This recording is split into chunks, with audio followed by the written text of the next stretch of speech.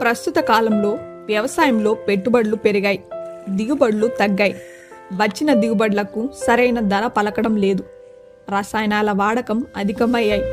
తద్వారా భూమి నిస్సారంగా మారింది. లేటి అనే రైతు తన కోసం కాకుండా సమాజానికి ఉపయోగపడాలని కృషి చేస్తూ పలు రకాల వరి వంగడాలను సేంద్రియ పద్ధతిలో పండిస్తూ తనే స్వయంగా వాటిని విక్రయిస్తున్నాడు. అంతేకాకుండా ఎన్పిఎం షాప్ని నిర్వహించి వాటి ఇన్పుట్స్ని తక్కువ ధరకు విక్రయిస్తూ పరోక్షంగా ప్రకృతి వ్యవసాయాన్ని ప్రోత్సహిస్తూ భవిష్యత్తులో మరింత ప్రకృతి వ్యవసాయ పద్ధతిని విస్తీర్ణతకు దోహదం